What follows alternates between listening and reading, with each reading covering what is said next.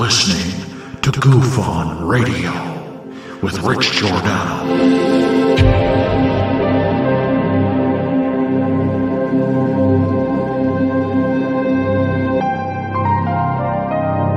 My personal belief is that there is very compelling evidence that we may not be alone.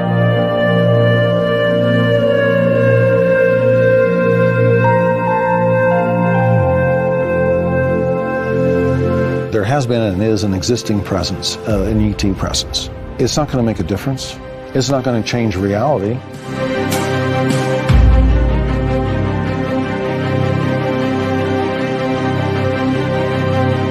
I believe, as do the other folks that were on the flight, that when we visually saw it, that it was something not from this world.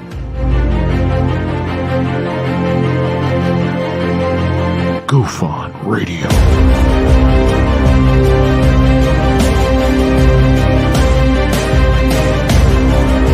You were either in or you were either out, brother. But the cream will rise to the top, oh yeah. Goof On Radio with Rich Giordano.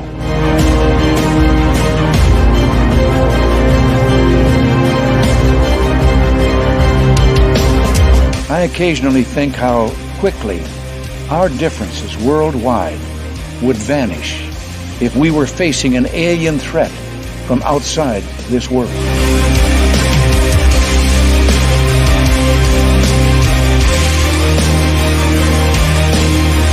Goof On Radio. Remain seated, please. Permanecer sentados, por favor. You're listening to Goof On Radio with Rich Giordano.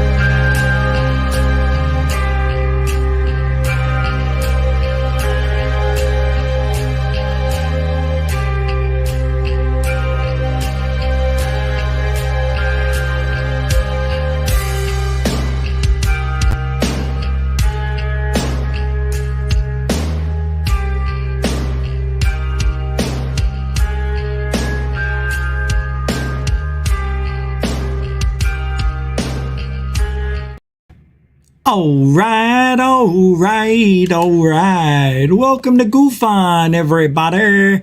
I'm your host, Rich Giordano. It is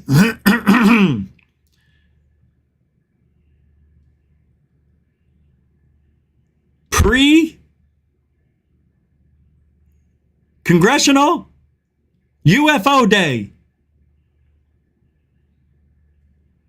Tuesday, April 18th. 2023, and I'm Rich Giordano. Tonight, we're going to talk about the congressional hearings that are supposed to start tomorrow morning. It is the second in as many years after a 50-year hiatus of speaking about UFOs through our Senate committee or whatever they are. Unprecedented. What will they show us? What will they tell us? This is unprecedented. And I tell you this, if we don't get anything interesting, if we get this Mosul orb 1.4 second video, I'm going to hurt myself. I can't handle it. I can't do it another year. I won't, I shan't. What are they going to do? What are they going to talk about? What's it going to be about? Oh, we heard. We know. We have some ideas.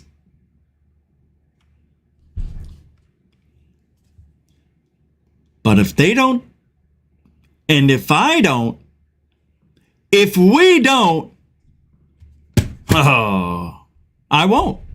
I can't. I shan't. I'll have to leave. This is a very important UFO congressional hearing that they're having. Let me tell you why. It's important to us. Because if they show us something meaningful or say something meaningful, and you know what I mean when I say meaningful, well, then, hold on a second. Something serious would be happening if that was to happen mañana morning at 10:30 a.m. Eastern. will be here live, even if it's not on. It will be. I have the place ready to go. As soon as it airs, it'll pop up on the screen, and I'll be like, we need to go live. I'll probably go live 10 o'clock ish. You know, before we'll discuss, we'll watch. You know, we'll hear the other things they're congressionalizing about. But welcome to the show. Let's do a little roll call, shall we? Who's here?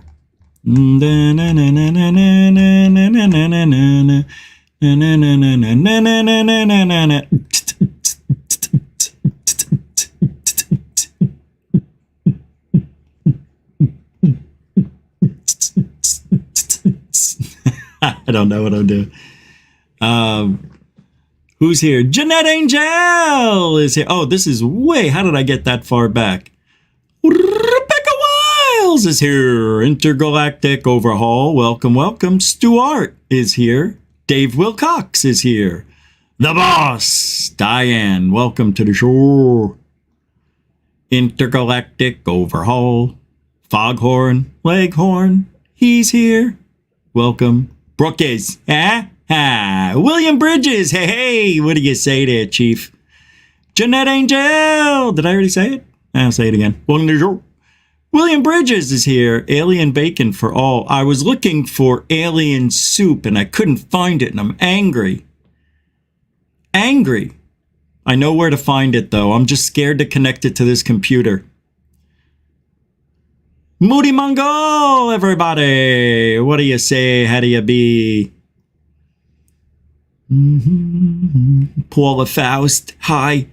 Jeanette Angel throwing down the first super chat of the day. It's a super dono, folks. And it is the first one. Thank you, Jeanette Angel, for the 10 pound, 10 quid super dono. Gosh. I prematurely gushed all over ufology. How about congressional hearings, huh? All over congressional hearings. Thank you very much, Jeanette Angel, with the continuing support. Mucho gusto generoso. Stu Gerson, welcome to the show. Dinkamazi, welcome to the show. Eric 81872, welcome to the show. UFO Noid, welcome to the show. Oh, you know, let me get you started with this.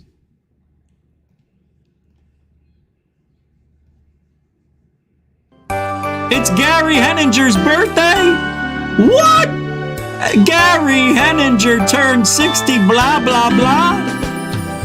Happy birthday to you. Gary! Happy birthday to you. Gary! Happy birthday to dear one. Gary! Happy birthday to you. Is it the right guy? From good friends and It doesn't matter, we're all here.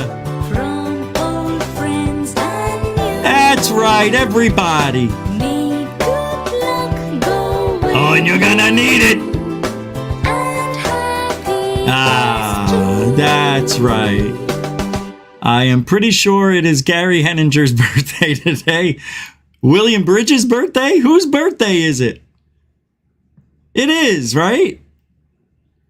Who? Huh? Yeah, it's a Gary. I thought it was Gary. I thought I saw that in the chat earlier. He said it's my birthday, and I thought we would say that, but then I don't see the discussion anymore for some reason.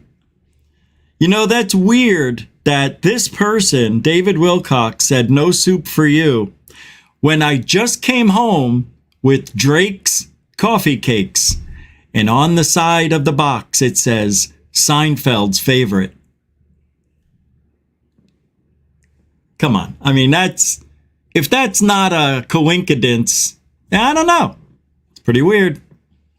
You could have done anything, you know, you could have said it, but you said that. And I just got home with that. And I'm going to have a Drake's coffee cake for Gary's birthday. It is his birthday, right? No, it's Gary's. Yeah, it's not. It's Gary's. What's up, CK? How you been? Good? Never seen you here. Glad you can make it. I don't know if I've seen you here, but, well, you're welcome. Thank you. Lisa M., everybody, in her tropic Belize setting. Scott Bray.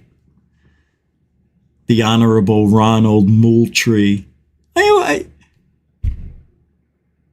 Isn't Kilpatrick from Arrow running it tomorrow at 10:30 in the morning?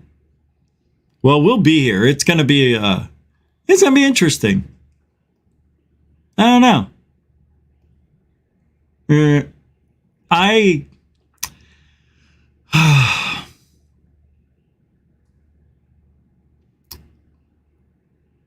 You know, I really don't want to talk about it. I just don't. I really don't. Now that I put this up at 3 in the afternoon, I was in the mood to talk. I'm just not in the mood. I'll get in the mood. Well, you'll get in the mood. I said I'll get in the mood. Hey, don't talk to me that way. Hey, don't worry about it. You know what happens when you talk to me that way? I know what happens when you talk to me that way. I don't think you know. I know. Do you? One pork chop. One egg fry. It's disgusting, right? Sick. We just washed the hair.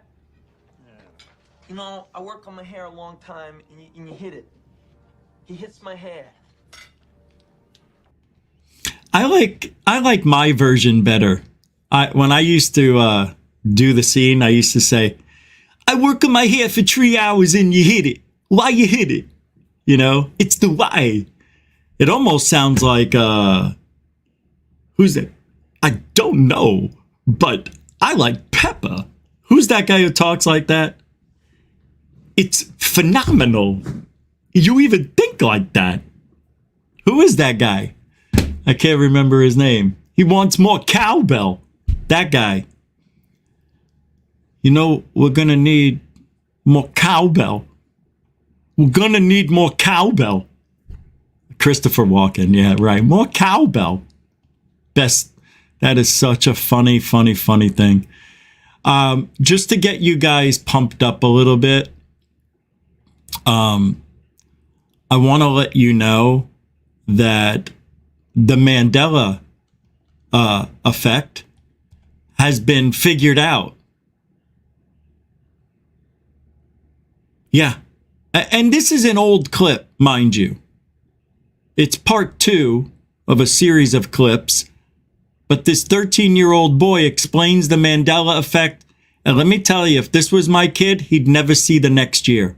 He wouldn't even see the light of day if he talked like this kid. I would have to staple his lips with a glue gun and nails and a cement that they used in the Roman days. You know, that shit still standing. No, my kid would never talk like this. This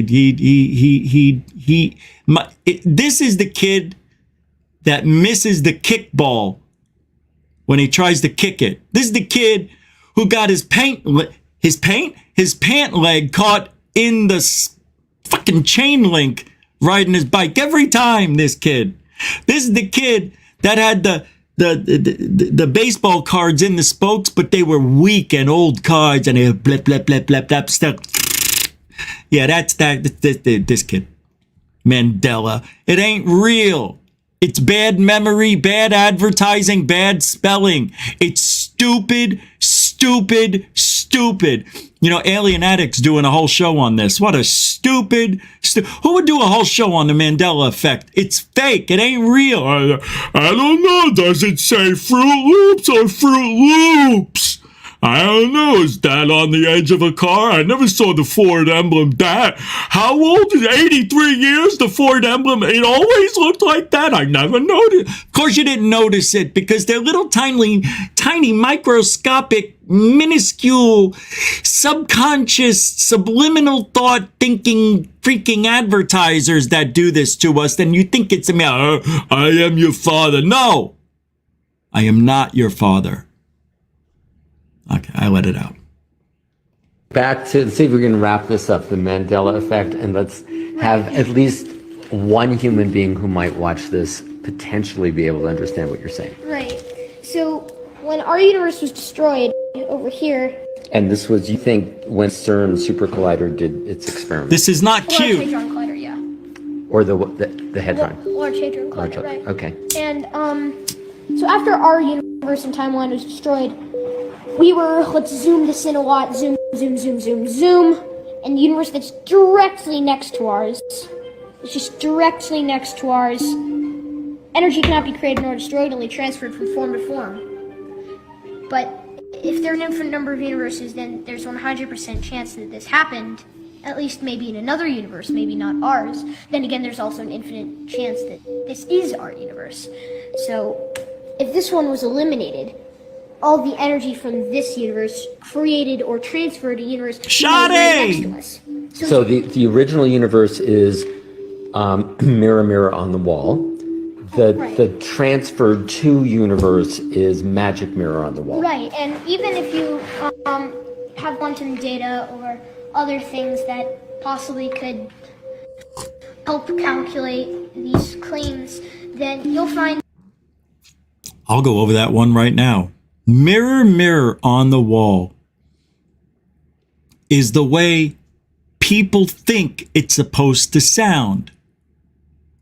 But they're like, no, it always was mirror, mirror, mirror. It was never magic. I would remember magic mirror. Because you believed you heard, just like when you don't know the words to the song, right? What's that one scene, that one song, Hotel California, where that one part in the song and it goes, something where click up the dirt cleats out of my heel or something. Everybody says like pull cleats or something. I'm like, what is a pull cleat? There's no such thing as a pull cleat.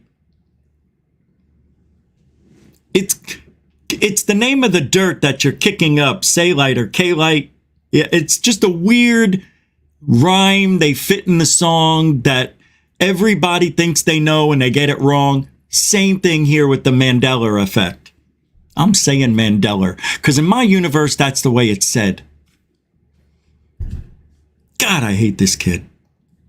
I hate kids. I don't hate them. I just don't like them. Look at them. Ugh. That there's a fluctuation pattern of which our universe is on a similar plane. So if this is our plane, there's a universe in this plane, which means that this is a larger dip and this is a smaller dip. So that way there's a fluctuation in our reality of actually things that are real. You know what's so amazing about this? This kid memorized what every idiot on the Mandela effect has said. He didn't come up with this on his own. He's not a special 13-year-old boy. He's just a little kid. All he does is sit on the computer and play video games and hides out in his closet. God knows doing what. All the Kleenex are gone and I'm buying Vaseline oil like it's going out of style.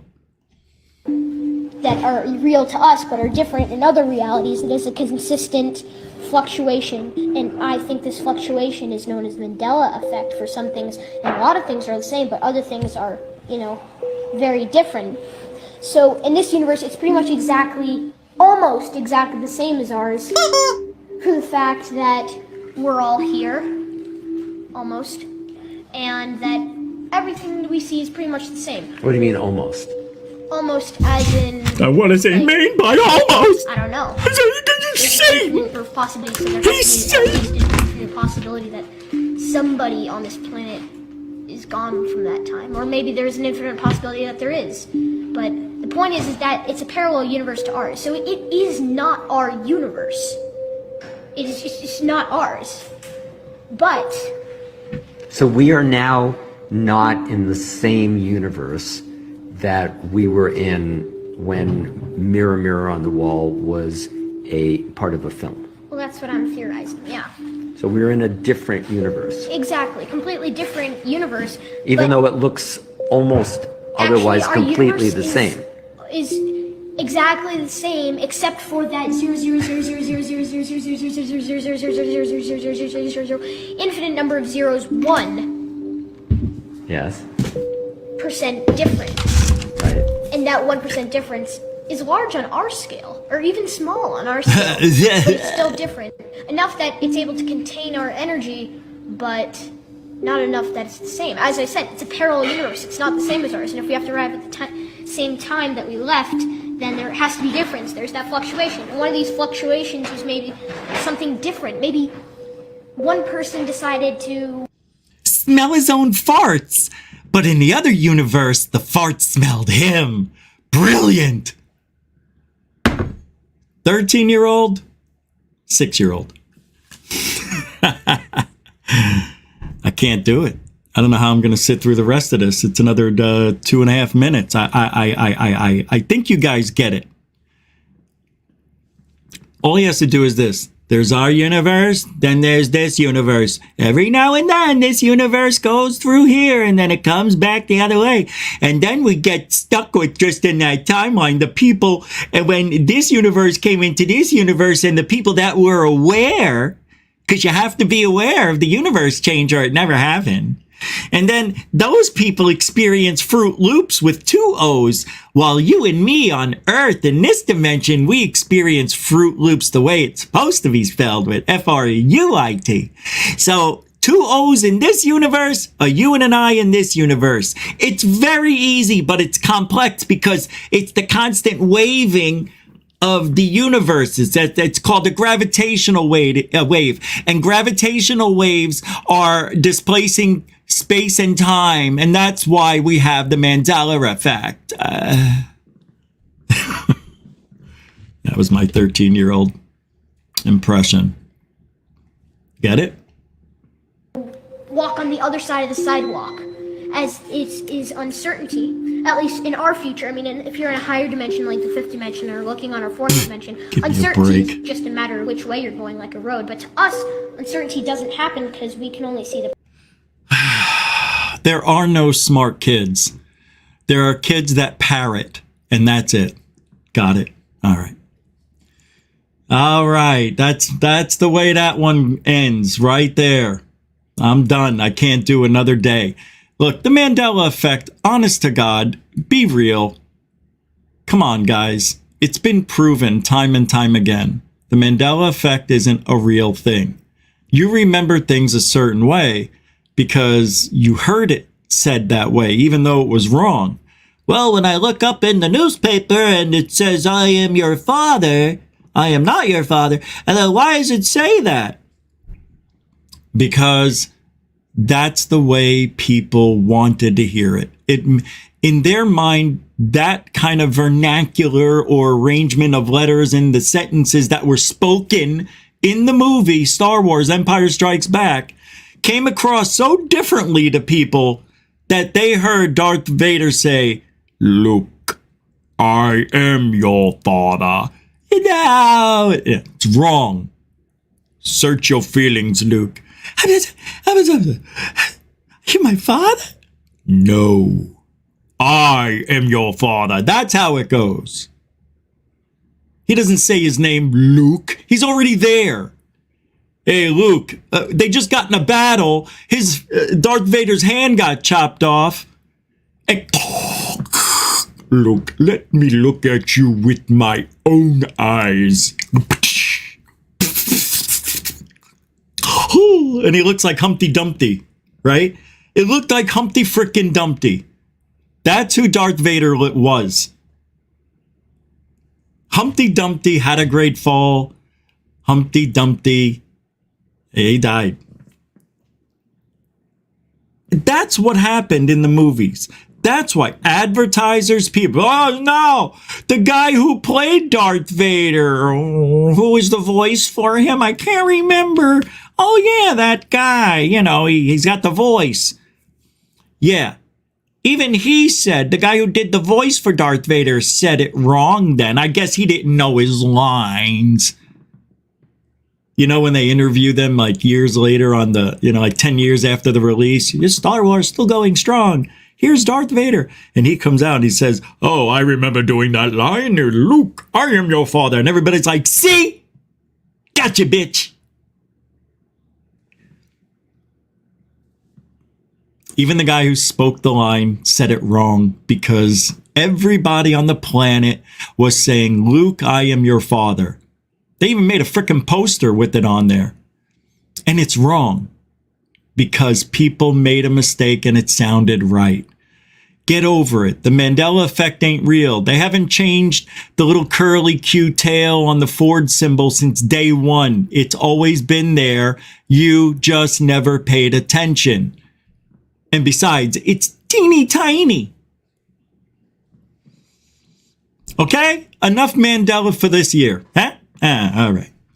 By the way, you can help support the show through Super Chat, Super Sticker, PayPal, Cash App. All the links are in the show description, even on the About page of the Goof On channel here on YouTube. But do what you gotta do.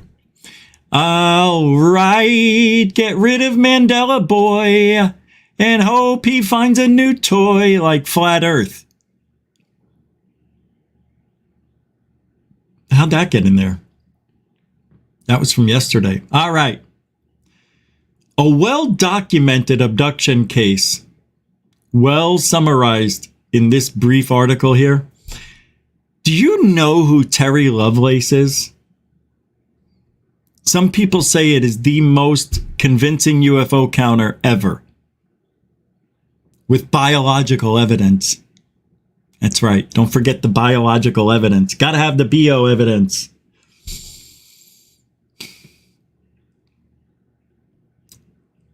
You want to know? It's a really good story. I'll read it. We'll read it together. It's a good one. No, it'll be quick. You'll see. See? That was good, right?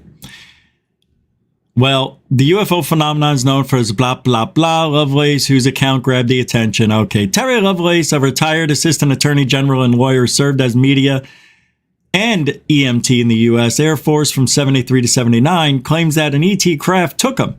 Lovelace claims to be repeatedly abducted by aliens, fitted with a tracking device, and experimented on. Uh-oh. Are we okay? Are we live? Yeah, I just had a thing. It says internet went out. I think you guys probably heard that beep, too. All right, let me get rid of this then. In 73, Lovelace joined the Air Force immediately after graduating high school. He received training as a medic at station at Whitman Air Force Base in Missouri, which was previously called Sedalia Air Force Base. The base served as a B-2 bomber base and missile base and was home to the 35th Strategic Missile Wing with many Minute 2 nuclear-armed ICBM silos scattered across the rural area. Lovelace was assigned as the best blah blah. Shiftka as a partner referred to Toby one night, 75 in January. While on a regular shift, they were outside the ambulance stargazing when Tony, an amateur astronomer, pointed out the constellations and planets. Typically, their shifts were uneventful, but that night turned out to be very significant, altering the course of their lives. Lovelace, now 69, went camping with Toby at Devil's Den State Park in northern Arkansas. While conversing near a crackling fire, they had difficulty hearing each other due to the loud sounds of crickets and tree frogs. Suddenly, an eerie silence enveloped them.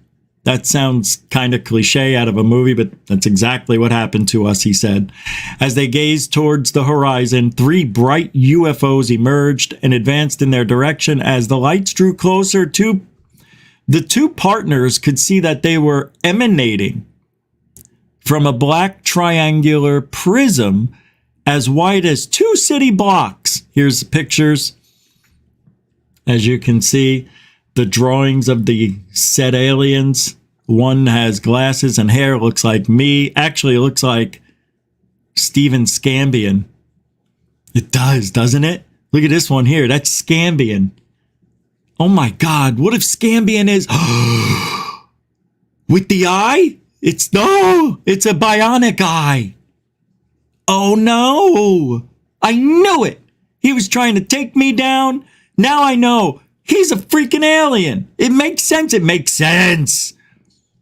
Well, let's read on. Lovelace noticed a blue laser beam. Bleam? Yep, it was a bleam rapidly moving across them, possibly scanning their body presence. Soon after see, a laser beam, you know what I mean? Man-made. What are the odds aliens are gonna have lasers in their technological arsenal that look just like us. The lasers, not them. Right? Isn't that weird? It's just so weird. It's almost as if humans and aliens are working side by side. Go look for a couple of humans out in the middle of nowhere, maybe a little, high on life. Boom, in a ship. Boom, back in the boat. Boom, hunting. Boom, abducted. Boom, many nightmares. Boom, nobody believes them. Boom, they tell an expert. Boom, they do regression hypnosis therapy. Boom, they find out they were abducted by aliens for real. Boom, they don't stop. Boom, he writes a letter to Lou Elizondo. Pretty much got that down, right? They aren't little kids. Oh, I'm sorry. Lovelace noticed a blue laser beam. Soon after it stopped examining their bodies, they lost consciousness. Upon awakening, he noticed Toby gazing outside the tent and spotted a triangle-shaped object hovering above a group of approximately children who were standing in a meadow below them. Lovelace questioned, why are these children out at this time of night? They aren't like little kids. Don't you remember they took us and they hurt us? Toby answered. According to Lovelace, when Toby uttered those words, he experienced a sudden recall of memories. Of course. Oh, I didn't remember until he told me. Then I remembered. Oh, okay, yeah. Because, you got to keep that story going. He experienced a sudden recall of memories of being inside a UFO. Yes, Toby kept telling him, he kept remembering. And then they took us up. Oh, yeah. And then he steals his story, writes a book. He gets famous. And meanwhile, Toby's dead. In later years, he resorted to hypnosis to recover his missing memories. Through one of these sessions, Lovelace recollected an incident where he had been taken aboard a spacecraft and subjected to medical experimentation by peculiar entities. Tease. Oh, we got a video? This is Leslie Kane, and you're listening to That UFO Podcast. Yeah, let's just pick his place. And it was pleasant out, and that it was a warm day in June. Sure it was. Asking each other questions. It's like, June, of course it's warm. What are you seeing? And validate what I'm looking at. You seeing what I'm seeing? What is this thing? But there was none of that. And the thing started to go, while we're watching it, after it realigned itself and pointed up, it started to travel upward. And as soon as that happened, I felt a wave of calm wash over me, almost like sedation. And all that feeling of nervousness, that anxiety that I experienced earlier was gone. And it was an odd experience. I've not experienced anything like it since. It was a sensation that I was more of an observer. I felt detached from it somehow, rather than a participant in it. I know that sounds odd, but that's the best way that I can explain it. That's exactly what I was going to ask you. Do you feel the triangle at this point was aware of you and your friend? Or again, was it just that you were observing and it was something that was happening elsewhere and you weren't anything to do with it? I was observing and I felt like I wasn't a participant, an active participant, but I absolutely felt like, and I've said this before, being there was like we were keeping an appointment. And what was playing out in front of us. Come on. When I say I wasn't a participant, I had no control over anything. How did I know he was going to say that? I was just there along for the ride. And of course, just to watch this thing play out. Wrong place at the right time. I'm sorry? The wrong place at the right time there, laddie. You fucked up is what you did. You fucked it all up. You blew the operation, you did. I've given her all she's got, Captain. This Lovelace character, he's got to go. He's got to go. Such a wonderful story. I can make up the best story. And maybe someday I will. And you'll be like, he was setting us up the whole time. Rich really, really had an experience. And then I'll come back and I'll be like, I told you. It's all fake. And then I turn into an alien and disappear into the bushes like Homer Simpson. You'll see. I just told you what's going to happen in 10 years from now. Just remember this time. That's all I'm saying. That's it. Well, those entities were humanoid forms that they saw, not children, but their characteristics were distorted and almost non-human. They communicated, I don't know what that means. They communicated with each other through telepathy and seemed to be performing a medical procedure on Lovelace during his hypnosis sessions. Lovelace experienced flashes of memory where he was on an examination table and screaming, but no sound was coming out of his mouth. Yeah, it sounds just like one of my dreams I've had. Lovelace? He could hear telepathic messages in his head. Yeah, you know what that's called? Characters. Urging him to stop screaming because they did not intend to harm him and would take him back. Calm down. Calm down, you woke bastard. It's 1973. Nobody was woke back then, you prick. Was it the wrong place, but the right time? Yeah, pretty much. Oh, yeah. That's it. That sounds good. Yeah. That's what it was like. Again, I think it speaks to the level of influence that these things can have over You us. know what's amazing about this character? He sounds so convincing, but I'm seeing all sorts of stuff going on. I know some of you don't like body language, but let's take a look, shall we? What's up, Death Proof Bum 01, Scott Morian, Robert Smith, Arrows Andy, Billy Nice. What do you say? How do you be? Zach Diecast Malt. Shelly Michelle Morrison, not the cat. Beep, beep, beep, beep. What's up, Wyatt? Been a minute, man. How you been? Good to see you. Yes.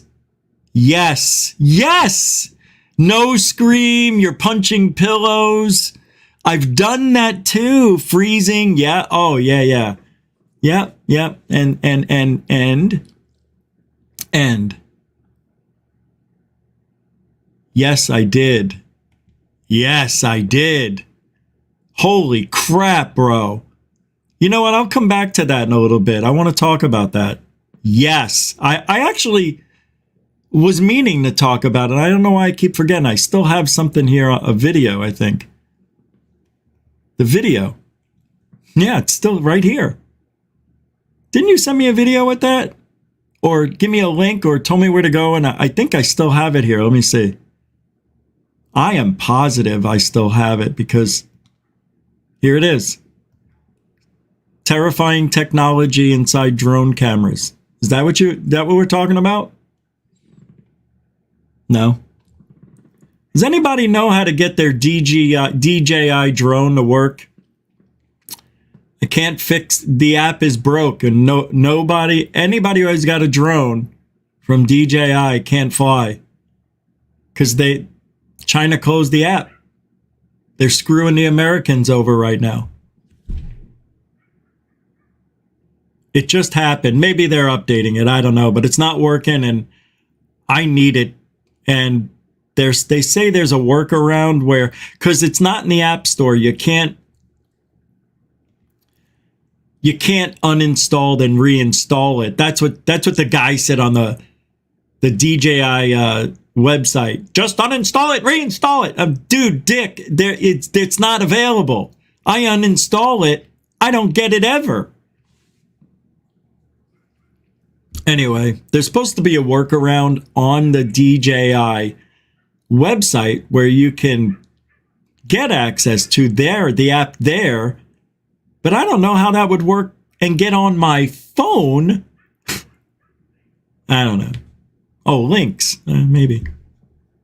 Anyway, back to I want to watch this guy tell his story. Let's just do it. Come on. What else we doing? Tomorrow's the big day. Because our emotions were so inappropriate. I want to hear some stories. And it wasn't fast. It did a slow, like a glide plane, like just a slow descent, but steadily in our direction. See this? And it must have been high because this took some minutes for it to happen. This guy's using he's either reliving or told this story, reliving the real memory, or he told the story so much that it's become just second nature to him, and he can now add the emotions at the right time and fool everybody. I don't know. I'd have to go back and look at early stories of him live. Happened.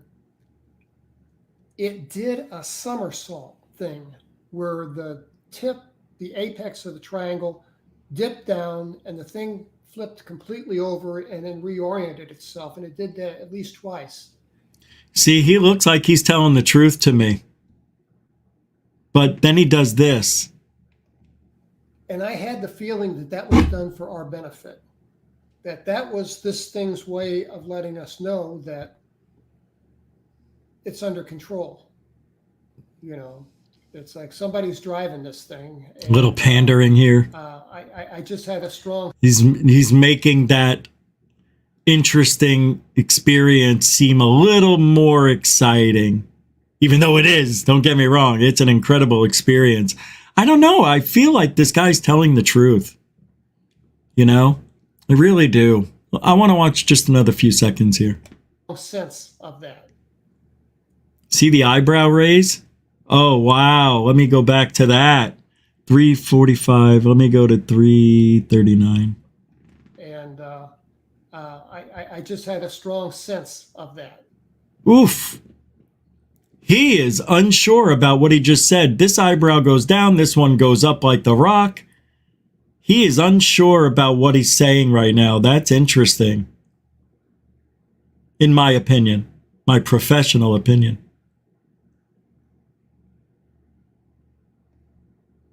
Watch. 4 seconds. And it came toward us, and as it got lower, it got probably, was at, I'm guessing, 5,000 feet.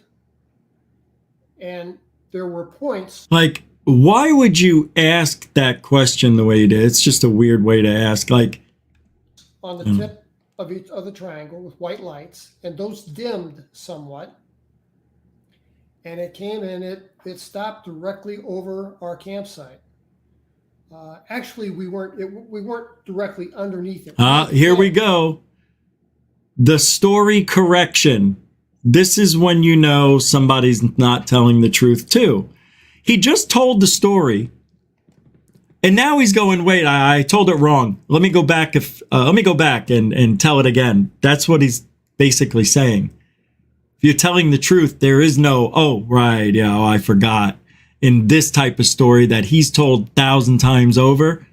Come on, man. I don't know why this guy's so nervous. If you're telling the truth, I think he's being truthful, but maybe he's embellishing some things in here just to make it sound better than what it is when you don't have to. I'm going to go back 10 seconds here. You mother's freaking motherless. Where the tip, the apex God of the damn triangle, actually, we weren't directly. I just screwed myself over. Story building lights, and those dimmed. Watch. Somewhat, and it came and it stopped directly over our campsite. Actually, we weren't directly underneath it. We had camped kind of off to the side, so that this thing wasn't exactly underneath us. So why'd you say it? And also, by being off to the side, we could kind of see the side of the thing. Mm-hmm. And it was big. It was enormous. Look, that is a big autocorrect he just made. First of all, he said we were directly beneath it. And now he says, no, we weren't beneath it. We were on the side. Actually, I could see the side of it very clearly. Wait a minute. That's a big difference. That's how you know he lied. You want to know why? He's not telling the story in order. He's telling it in fragments, which is the smart thing to do. If you ever want to see if somebody's lying, tell them to tell you the end of the story first to see if they can lead up to it and give you the right details. Anyway, he's lying. I don't believe him now. I believe he's embellishing it. And if he's embellishing it, then the rest of the story is bullshit. There's no reason for him to make a mistake that big. And the reason he auto-corrected himself, because he knew that he had described the side of the craft to people. So now he can't be under the craft, because then you and I, which is what he thinks we're thinking, but he caught himself. He's like, wait, we couldn't be under the craft, because how would I be able to tell them about the side of it? So he auto-corrected. That's what makes me special. I see that shit. You don't want to be my girlfriend. That's for damn sure. You don't want to be my friend. I know that. So no, I'm joking around. I am really good at analyzing this shit, and I'm usually right. I've been fooled. This guy's really good. I believe there's something happened to him, but I believe he's embellishing some things. Like now he's describing the side of the craft where we were just underneath it. It was direct. He said we were directly underneath it. That's a big difference from being directly underneath it, right? To being to the side of it. Sorry, guy. I can't buy. I want to look at more. This makes me happy. One more time. Never mind. All right. We'll save it for another day. One more? All right. We'll do one more. Nobody said anything. That was just me. I want to do one more. Proud of myself. All right. Let's see what he says up here. I'm like, yeah, you guys ever hear Tony? Fat fuck Tony? That's my grandkid. Yeah, we lie for fun. That was the only thing I could think of that made sense. That was the only thing I could think of that made sense. And I sat up, and I wasn't worried about the park rangers. Throw us out of the park. I didn't expect to be, any consequence other than that. And I sat up and I noticed that I wore my combat boots, blue jeans, and a t-shirt. You know what he acts like? He acts like the cat that just swallowed the canary. He acts like a little pompous when he's telling this story. Like, I'm telling this story and it is believable. And I think you should believe me. That's how I feel. Like he's in, like, it's weird. It's a vibe he's throwing off. Am I wrong? See if you feel that. And my boots had been unlaced almost all the way down. And that, I guess annoyed is right. That annoyed me because I knew I didn't put them on like that. I mean, I would have either left them laced up or I'd have taken them off, but I wouldn't have left my boots untied. I mean, it's a trip hazard. It doesn't make sense. I would not have done that. And so now we're focusing on something that is really not relevant to the grand picture here. We're talking about his shoelaces here. Not sticking to the details of the craft anymore. We're talking about shoestrings here. You know what I mean? I know there's context to that story, why he's talking about it, but I don't like it.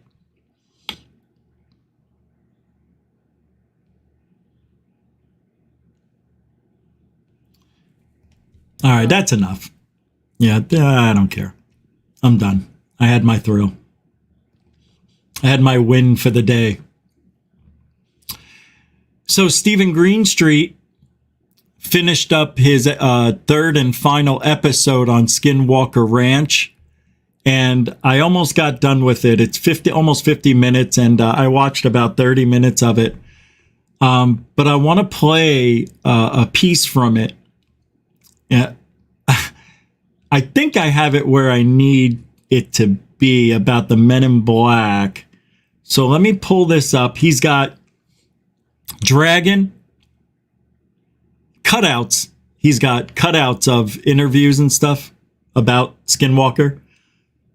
Dragon, Travis, Taylor. I believe that's shit. You guys know I can't. And I think that's I can't see until I pull it up. Hold on. I got these pop-ups in my way. Oh, okay. And then this is the guy who works the truck with all the electrical equipment that fails every time. All right, let's see what goes on here and talk. I signed an oath, I swore an oath actually, to protect that information, so I couldn't do anything about it. But he tells the crew that he used his Pentagon position to protect them and the ranch from Men in Black. Can you believe the bullshit that is pouring out of Travis Taylor's mouth? He actually said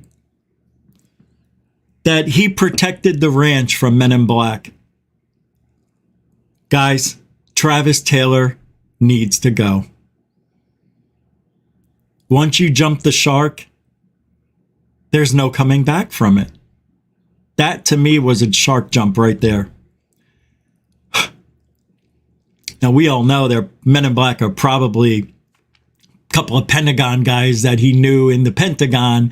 Hey, Charlie and Jerry, hey, where you going today? Hey, we gotta go play Men in Black. Gotta go scare the Skinwalker Ranch again. Hey, you guys know I work there, right?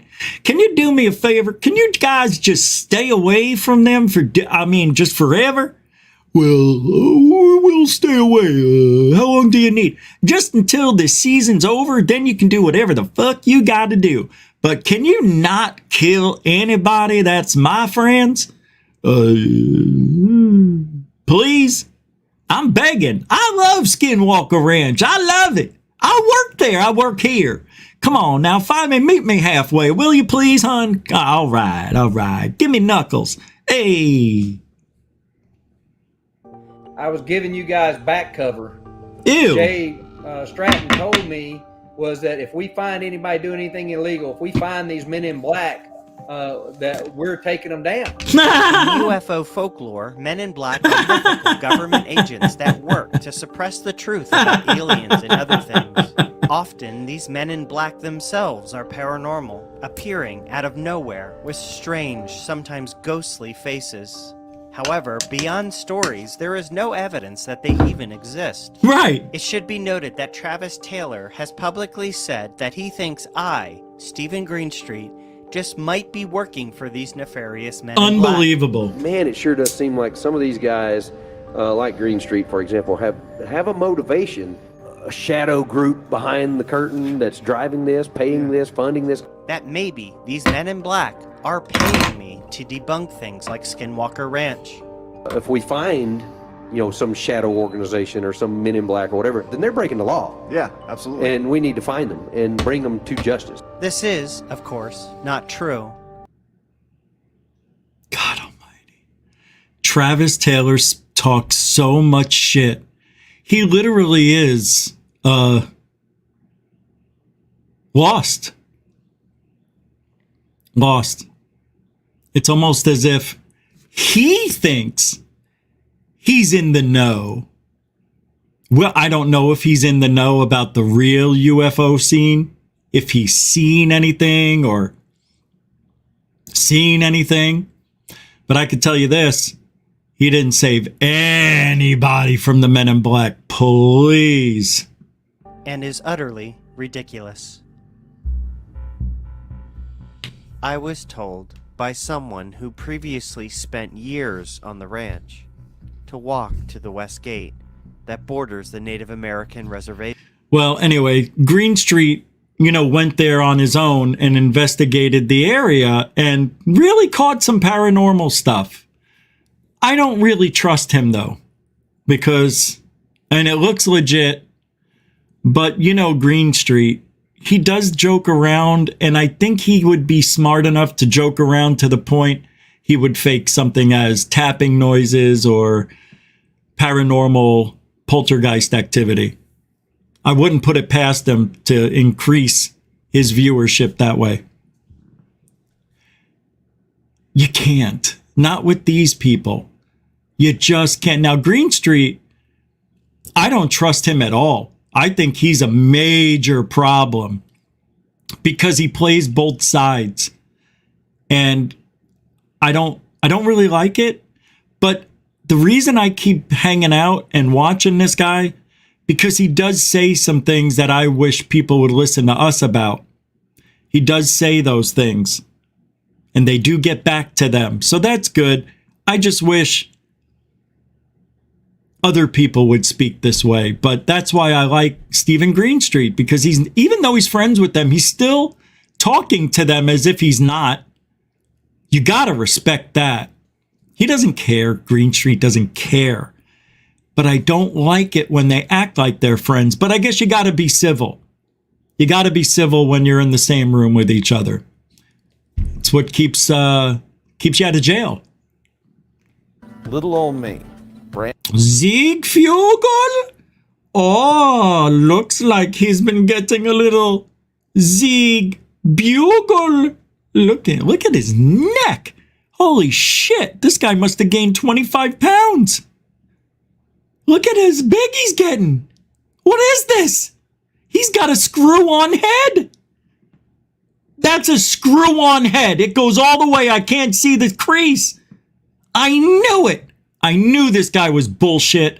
Nobody just comes out of nowhere and says, hey, I got $750 million and I'm a mogul in the real estate industry in Utah and I've got 3 wives, 72 kids, 900 grandchildren, and I'm an alien. I bought Skinwalker Ranch. Look at that neckline. That is not real. He is like Mr. Potato Head. Zieg Potato! Zieg Potato! Brandon Fugel in the commercial real estate sector is running arguably the most aggressive science discovery program. But wrong-o, beaver breath. You freaking dick. Sorry. God dang it, I'm so sorry. Time to define Skinwalker Ranch in legal documents, the word science was nowhere to be found. Right. Fugel trademarked Skinwalker Ranch as a place of entertainment. Do you know why? Because that's all it is. And if you put paranormal activity on there, there's nothing legally binding that to anything. Unless somehow, some way you can find case law on paranormal ranches decreasing the value. Maybe he's afraid it's going to decrease the value. So see what I mean about these people? They lie. He says, oh, we're doing science and shit. But you didn't put it down in the most important piece of paper that describes what the hell you're doing over there. Why'd you leave that out? You know what I mean? Isn't that suspect? I mean, really suspect. To be found. Fugel trademarked Skinwalker Ranch. Providing recreational facilities, entertainment services, namely creation, development, production, and distribution of multimedia content, internet content, motion pictures, and TV shows. That has nothing to do with science. Greenstreet's right. Fugel is a fraud. Fraud Fugel. Oh, I bet you he's that kind of businessman. Probably like Trump. You know, Trump always finds those loopholes with his lawyers to save money. Hey, if it's legal, it ain't stealing. But Ziegfugel has the connections. He does. Ziegfugel is connected. I'm pretty sure of it. It's not good for me. He could just take me out. Just pay somebody. Ranch as a place of entertainment. They could all do it. For the purpose of producing Oh, speaking of which, movie. It's time for calling out Lou. Lou Elizondo blocked me on Twitter for the first time. And so did Ross Cuckold just recently.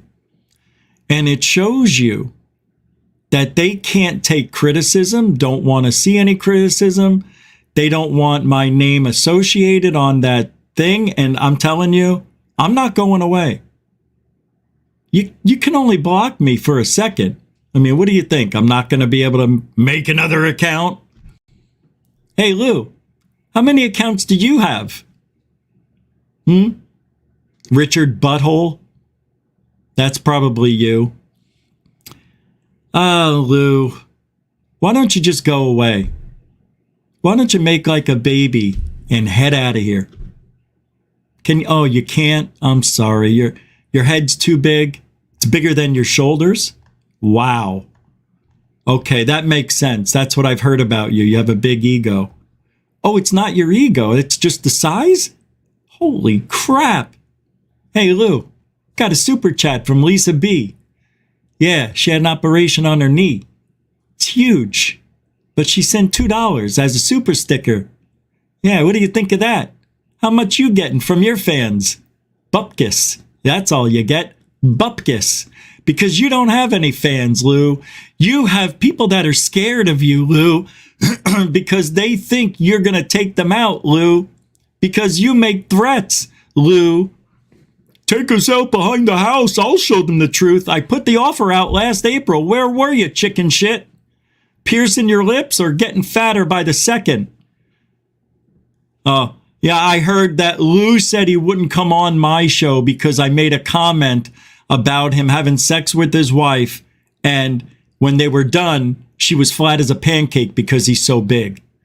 That's the one thing that's keeping Lou Elizondo from talking to Goof on. That joke. What's the matter, Lou? You got bigger boobs than your wife? Don't worry about it. You got hair on those. She does too? Oh, that's amazing. You guys are meant for each other, you prick bastard. Oh, Lou, shouldn't have blocked me. But you did. Because you're a chicken shit coward. Hey, and if you send over all your friends to come get me illegally and scare the shit out of me and throw me in jail, your name's coming up first. Yeah, it will. Come over by yourself. You have my address. Knock on the door. Let's have it out. You want to end it? I'll leave ufology forever if you can take a picture of me in handcuffs. You leave ufology forever if I can put the handcuffs on you. Just me and you. Mono-y, Tubbo. But whatever. Come on! Where's your bowls, Lou? Oh, they're in his wife's purse, I heard. Yeah, that's right. Way to be a baby, Lou. Baby Louie. Always crying, always lying. That's boo-hoo Lou. Lou Elizondo, the big gonzo, the big joke, the big Boppo. Boppo the clown. Louie Booey, fresh and fruity. You are big. And my God, you are fruity. Yes, he is. Lou Elizondo. Shouldn't have blocked me on Twitter. For no reason. For no reason. Just because I was asking questions. Baby Lou. Baby Lou. You're just a baby Lou. You're a big, fat, dirty slob. And you shouldn't be in ufology. You ruined everything with your lies and your half-ass truths because you're a douchebag liar and it runs in the family. The apple does not fall far from the tree. He also didn't like that comment. Somebody said something about my father. Yeah, your father. Maybe we should do a show on that. And I'll call it Elizondo. The apple does not fall far from the tree. Who's Lou? Part 2. But I can't say who's Lou. I'll say I know Lou. That's what I'll do. I'll make a documentary called I Know Who's Lou. No, I know who Lou is. The continuing saga of Who's Lou. What a great idea from Manny. Yeah, Manny doesn't come around anymore because he's in the Scambian camp, even though he says he's not on either side. But I haven't talked to him in over a year. But Scambian has, I'm sure. But that's good. You keep doing you, Area 503. Nobody's hurting anybody. Nobody cares. All right. That's enough of Lou. You shouldn't have blocked me. That's the segment. We'll be back with that tomorrow. We'll do a little more. And it'll be a little longer every day. So, yeah. And you know what? Everything I said is the truth. Everything. His wife did get flat. Chested. Oh, sorry. I hate the guy. I hate him. I'm sorry. I don't like people like him. They're bullies. And he used you and me And he used my friends against me. And they fell for it. Hook, line, and sinker. Hook, line, and sinker. No, Rich, maybe it's you. Maybe you're the asshole. For telling the truth. For telling the truth. No, it's not about that. We don't care about that. It's your tactfulness. It's the way you speak. It's just, you're so offensive. Nobody talks this way anymore. Oh, they do. They're just afraid to. Believe me. And the people who are shouting for us to be canceled are the biggest hypocrites on the planet. They do what we do worse. Worse. They make us look like choir boys. I hate a lot of things. Something's wrong. Something's not wrong. No, you know what? It's called 19 years of frustration. And then for Elizondo to come in and do what he did and turned everything and everyone against everybody. And they all fell for it.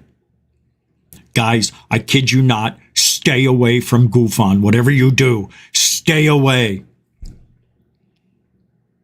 You know what? I'm going to ask Fessler if Elizondo said anything about me. He won't tell me, though. I guarantee it, Fessler won't tell me. And I know I'm feeling that Elizondo did talk to him specifically about me, since I had the interaction with Heatherly and the others on that show when I did the TikTok video saying, you want to have it out, you know? And then Lou goes on that show. And I don't know if anything was said, but I'm just curious. You know what I mean? I'm curious. I want to know if he said anything. He did too much bad. Can't make it better. And he left everybody high and dry for almost a year. And everything Lou's touched turned to shit. Everything. TTSA turned to shit. ATIP turned to shit. Right? Those two failed. What about Arrow? Lou didn't make any promises, but he was talking about getting transparency. Now we're not getting any parency.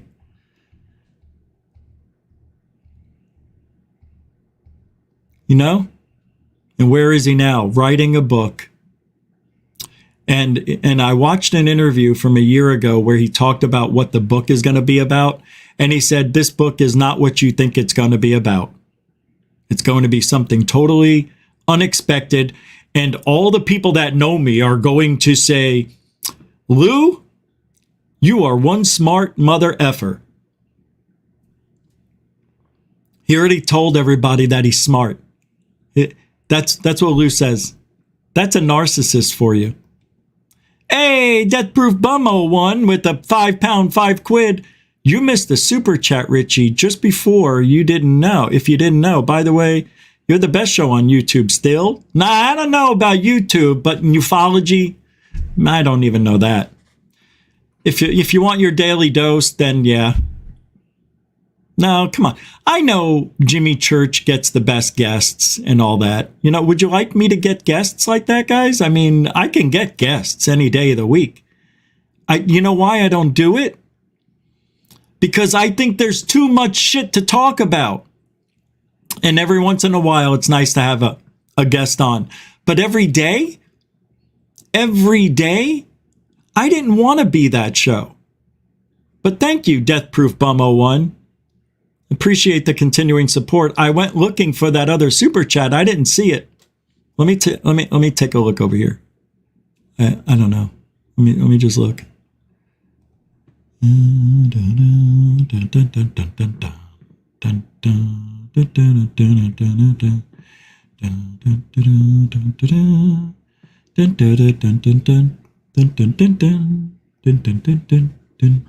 All right, here we go. Super chats. Monkey Man. No, that was yes. I missed none. Jeanette Angel, $10. Oh, you might have typed that before. And all right, I see what happened. So Jeanette, Lisa, and Death Proof Bum 01. Thank you. Yeah. Yeah, you probably typed that. I didn't see it. Then it's just timing was off. Thank you very much, Death Proof Bum 01. What's up, Wayne from UFO Sightings and Paranormal Encounters? I talked to Michael yesterday. Last night after the show from Dark Hour Paranormal. You know, they're on that hike in Belize. As you know, Jim Goodall fell and wound up getting 7 stitches in his leg. I showed you a picture of him in the hospital. But he's a trooper. They're going out there. They said that they're about to embark on a place that the site could be like 15,000 years old. But there's structures where they're going. And Michael said, Rich, it is unbelievable. He says, he says, surreal. I don't think it's sunk in yet. We only talked for about 15 minutes because he had to go to dinner with everybody. But more updates as they come in. He'll be down there for another 12 days. So I'll be getting some pictures and updates. We'll share them on the show. We'll have him back on when he gets back. But poor Jim Goodall. But Jim Goodall's a trooper. He's out there with, guys half his age. Fucking guy's unbelievable, Jim Goodall. He really is. And maybe they'll find evidence of an underground base. You know what I mean? Like the Nephilim, right? Didn't they have an underground base? People said that the Nephilim live underground, right? Well, in this video, they do. Had to say about the government hiding Nephilim giants in the military bases. Greg Renrich, that was one of the things that he told me. He's the one that was talking about seeing the giants in the deep underground military bases. He said that one of the first things that they had to do before he was allowed to go into S4 or S20 or any of the others, they made him sign an affidavit saying, you're not allowed to use the name Jesus Christ in these underground facilities, not even if you stub your toe or anything. You're not allowed to use the name Jesus Christ, even if you stub your toe. He wasn't allowed to say that in these tunnels for some reason. And he said that he saw 10 to 25 foot tall giants in these underground bases and said that they were, human scientists and other people working side by side with him. He said that they even came right out and said they were the Nephilim. Come on, man.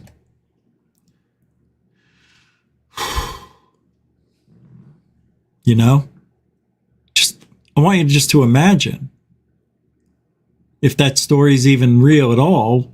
Imagine what that would be like to be next to something that human, that tall.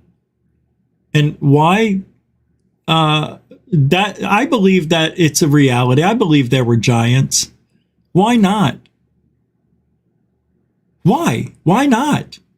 There have been 8-foot people, in our lifetimes. It makes sense to me that there would be giants. I'm not joking. I really do believe they're hiding that stuff. All right. I'm not a big fan anymore. Oh, wait. Michio Kaku and Monkey Man at the same time?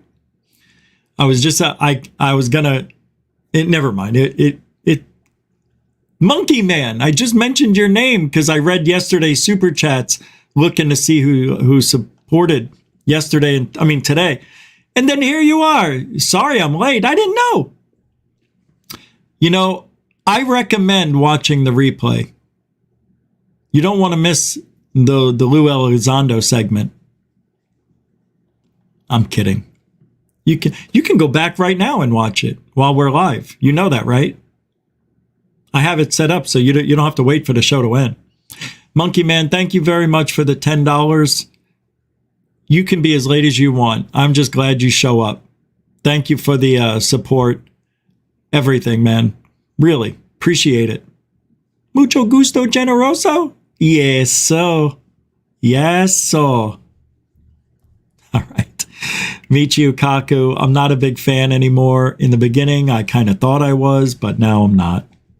Frame by frame, an analysis of these objects. No, we don't. No, we don't. Listen. We now have, frame by frame, an analysis of these objects. You mean the 1.2 second object that we saw? What's up, Michelle? You mean the 1.2 second video that we saw in the congressional hearing? You mean that one? We can analyze frame by frame. Well, how many frames were there? In 3.2 seconds, there would have been... There's 30 frames in a second, and then you have 2 seconds, 0.2, so that would mean it would be what? 5? 10? It would be, it doesn't matter, does it? All right. These objects travel between Mach 5 and Mach 20. No proof. That's 20 times the speed of sound. These objects can zigzag, and we can measure the g-force inside this object. The g-forces are several hundred times the force of gravity. In other words, any living person's bones would be crushed by these objects, so they're probably drones of some sort. These objects can drop 70,000 feet in a few seconds. 80,000. Get the numbers right, Kaku. Oh, they go from 70,000 feet down to 1 inch. No. It's 50 feet. Get it right. 70,000. Yes, it's 70, but the real number's 80, you old Just leave. Not in the mood for this guy. Think about that. It can drop a tremendous distance in just a few seconds, and they can go underwater. This is something that we didn't realize before, but yes, they can actually go underwater. Yes, we knew they were going underwater before, but before you didn't believe in it, so it was you who said they weren't going in the water. Everybody else saw it, except you. Now that it's mainstream, Michio Kaku all of a sudden, oh, the aliens, there are none, it's a drone, and oh, they go Mach 20, which is so much faster than the speed of sound, you have no fucking idea. And they go in the water, my God, they go in the water. We never knew that before. Yes, we did, you old dude, you. I can't swear, I just feel bad, I don't know, because he's old. And they also move without creating an exhaust or breaking the sound barrier. That's exhausting. So these are things that we can now document frame by frame looking at these videos. Did you hear what he just said? These are things we can now document. Kaku, we've always been able to document it. You notice how these arrows are pointing at me, kind of? I like that. Mr. Knows Little, whoops, and Mr. Oblivious. I think those are good names for them. Sorry, I do. It's just the way I feel. I don't know anymore. Oh, what time is it? Oh, shnikey. Let's see if I2TA has a video up today. I didn't see anything. Hey, there is. Wow. All right. Well, I will show you 2 minutes, 2.5 minutes, because it's a 7.5 minute video. The link will be in the show description, but this is into thin air. A 7.0 earthquake near the Tonga volcano, and very rare northeast seismic activity as I have acid reflux flowing through my veins. In 3, 2, a gush. Oh, it didn't a gush.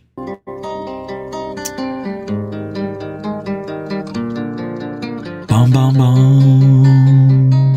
Welcome back, everybody. It is April 18th, 2023. I hope you all had a good weekend. We are looking at the last 30 days of earthquakes of 2.5 and higher. Now, of course, we're not going to talk about all these. I have some specific things I want to point out here, including a very odd situation that has taken place over the last 24 hours. These sets of earthquakes that have taken place in the Northeast and in Canada. Now, again, I got to say, this is within the last 24 hours. Each one of these quakes earthquakes that you see or reported seismic activity. This is from Volcano Discovery. Some of these are disregarded. Some of these are meteor explosions, as we have talked about in many videos, but I find it very, very interesting to see these pairs of earthquakes that have taken place all in a very short period of time. Also, just 11 hours ago, a 6.6 downgraded from a 7.1 was the highest I saw it. I believe this was easily a 7.0 earthquake, and take a look at the depth. 562.5 kilometers or 350 miles deep. We've got a lot of solar activity taking place. We're not going to really look at the sun today. I got to keep this a little short, but any enhanced solar activity is going to blow this. Get it? A little short? Nah, just saying.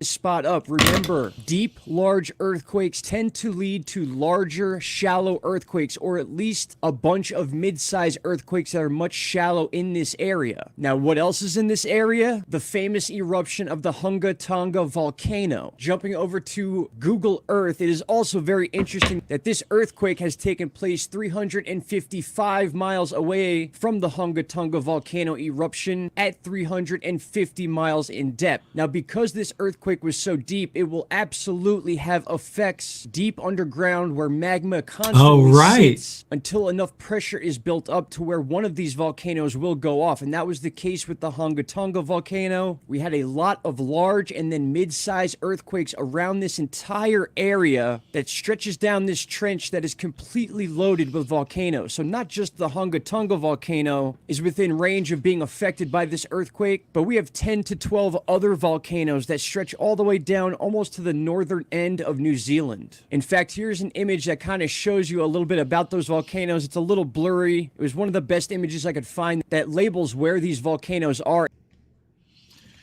That's pretty cool. I will put the link to that video in the show description immediately following the show so you can watch the rest of it.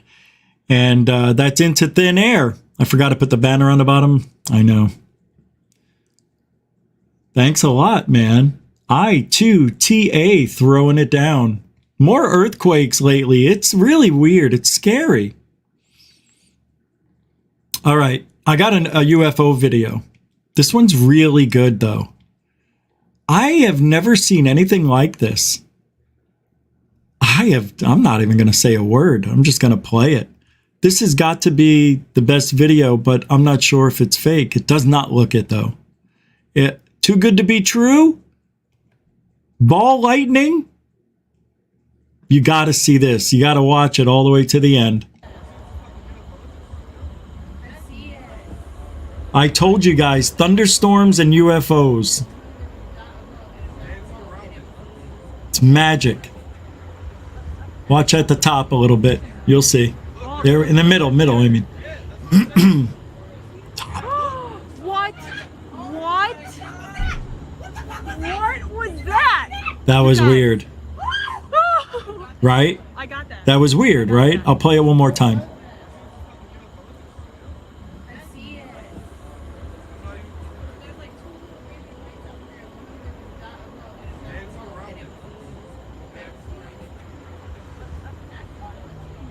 Watch right around here. Watch what it does. What? Guys, I know it looks fake, but I'm not sure it is. I'll play it again. It's that good. And it does this. It goes like this, right? And then it goes like, but super fast, like ching ching ching, like it's on. Like it's hitting stairs on the way, wherever it's going. It's boom, boom, boom, boom, boom. But it goes boop, boop, boop, boop, boop, boop. It moves, man. This is wild. Hey, should have played already. Come on. There we go. One more time. You can't see it. What? Right where my arrow is. When you see my arrow, you'll know. There, it's going to be right here. Right there. How do you not see that? What? Wow. Play it one more time. I can't go backwards. That's why I have to play the whole thing again. To that point.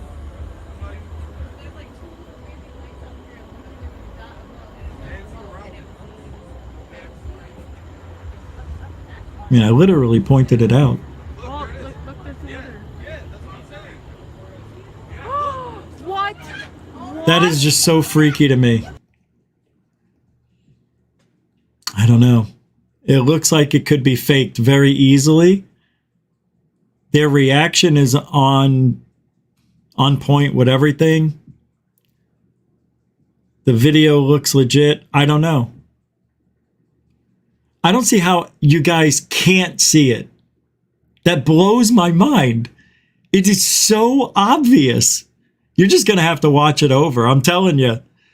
It's so easy to see. I don't even know how you can't see it. That's how easy it is. And I put my cursor right there for you to see it. I'm not playing it again. All right. Next in line, let's see. Oh, all right. You know, who here drinks beer? Who here drinks beer? Anybody drink Bud Light? Did you hear what happened with that, what may have been the cause for the commercials with that Dylan Mulvaney transgender dude who acts like a weirdo? Like, if that's the transitioning into a woman, I don't know any woman who acts that way. He acts like he's a Disney character. He thinks that's like what a woman should be. So Bud Light put a commercial out and the beer product with his face on the beer can. Well, it had everybody who drinks Bud Light. They were pouring their beers out. Oh, just watch this video. I don't know what Bud Light was thinking. They had a marketing director for 43 years who understood who their customer base was and marketed appropriately to them. Then they hire some woke Harvard Wharton grad who's only 39 years old, who outlined her whole plan 3 days before it was unveiled with Dylan Mulvaney, talking about how we had to move on from these frat boy customers who she finds disgusting, but who pay her bills. Right. I don't know if she ran it by the senior executives because they haven't said anything. And I predict this woman gets fired, and she gets fired publicly if Bud Light wants to save its brand. There have been articles now, Fox Business and others, checking in with beer distributors, checking in with pub owners, checking in with sports leagues. People are dumping out their Bud Light like it's the Tea Party all over again into the Boston River.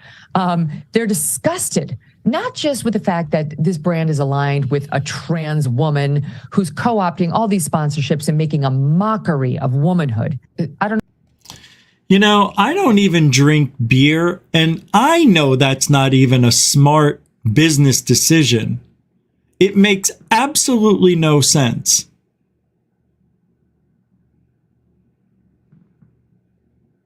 But if you want to drink piss water, good for you. I remember drinking Bud Light. Disgusting. Well, I thought all alcohol was disgusting anyway, so it's par for the course. I just wanted to play that, just letting you know that it may be coming to ufology real soon. So, that'd be great for us, man. I could care less. The more the merrier. But, you know, let's not make a mockery of it. Ufology has enough problems. I don't want somebody acting like a fool and saying, oh, I am being totally, I'm shown aliens and, you know, and then they start getting over dramatic and tears start falling. And it's like, then they start doing this, which does nothing. What does this do? This. It's just, it does nothing. I don't even feel it. All right.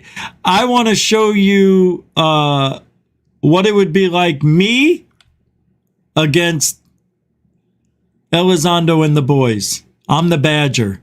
All right? I'm the badger. I'm the honey badger. I'm the honey badger.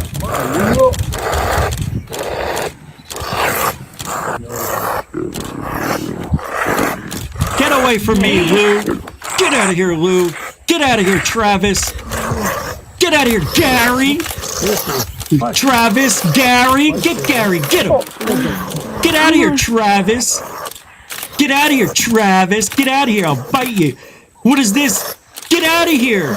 Go. Get out of here. You don't belong here. Get out of here, Lou. Ow, Lou. Hey, oh, both of you?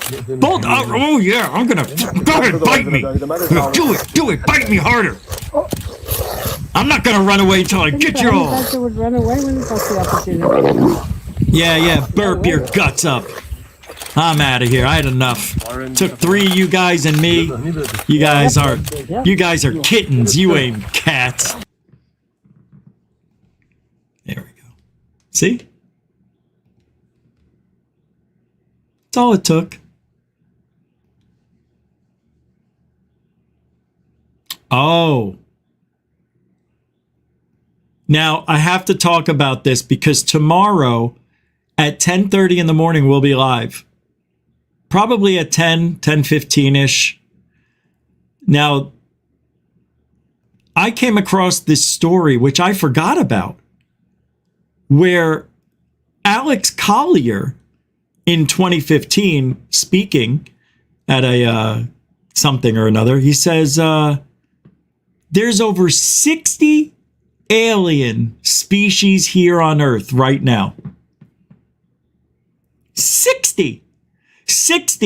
Oh, I'm sorry. No, my bad. I'm sorry, my bad. Scratch that. Jurassic erase. Erase. And maybe I should do it. I wouldn't go full trans. I'd wear women's clothing. Yeah.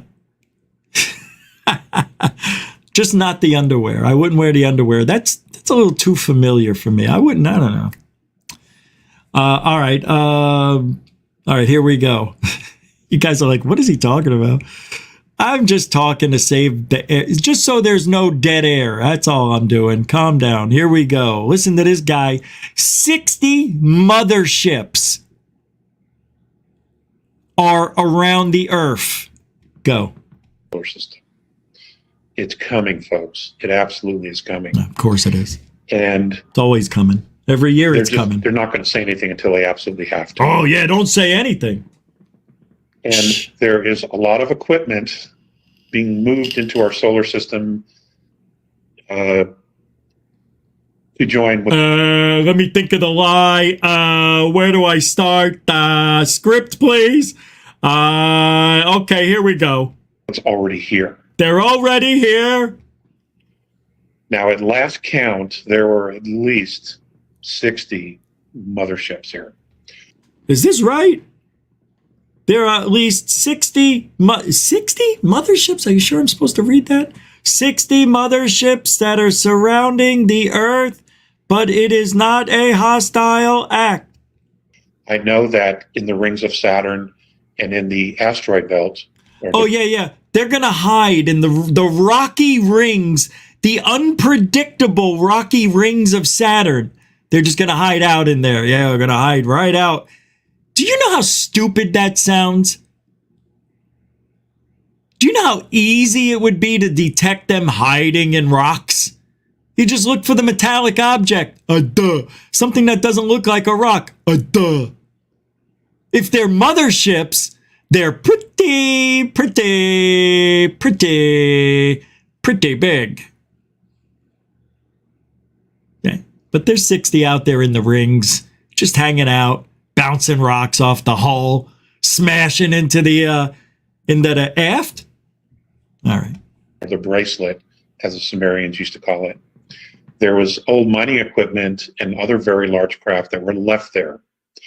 Now, this isn't junk. These things actually still work after tens of thousands of years. What did he say? This isn't junk. This isn't junk. This is stuff that still works after 10,000 years. I wish I can go backwards. I can't. Oh, I can. Junk. These things actually still work after tens of thousands of years. Okay, we're left there. Now, this isn't junk. These things actually still work after tens of thousands of years. It sounds so stupid. They don't build planned obsolescence. These things work unless they're damaged or they're destroyed. Oh. That equipment also has been moved closer into Earth. However, it is in the infrared spectrum where we can't see it with our visible eyes. How convenient.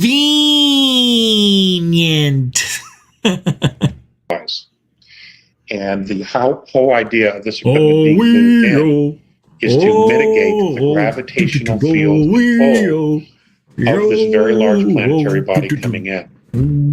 As it comes around the sun, let's keep it's digging going to deeper, come up dude. in over on top of us. The idea is to create a shield above us to reflect this incredible gravitational field. Now, that doesn't mean we're not going to experience movement. Oh, no. My understanding is that we will. To what degree, I have not been told. Of course you haven't been told. Why would they tell you the most important thing? They're going to tell this guy everything else, right? Right? But not the details. They won't tell him the details. Nobody ever gets the details, right? Now, I don't know how far the Earth's going to move. Like, they didn't say your Earth is going to be moved out of orbit. They didn't say that the Earth is going to crash into the moon. They didn't say that the Earth is going to be slightly out of orbit. They didn't say that the seasons may be off another month or two now. They didn't say anything like that. No specifics. Just, we're going to be moving a little. That's how you know it's bullshit, when they don't give you the details too. God, I love Alex Collier. I forgot all about him. God dang, dude. Hey, didn't he come to this show a lot? He used to come here a lot, right? To what degree nice you would guy. experience movement or earthquakes. I also want to share with you he's dead? That in the Andromedan perspective, there's a lot of talk today amongst everybody on the planet about Yosemite. Not Yosemite, Yellowstone. So the whole planet's talking about Yellowstone.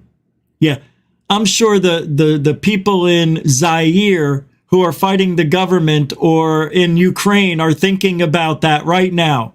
Yeah, I'm sure the people in South Africa are just thinking about Yellowstone blowing up. Oh yeah, everybody, the whole world. Love this shit.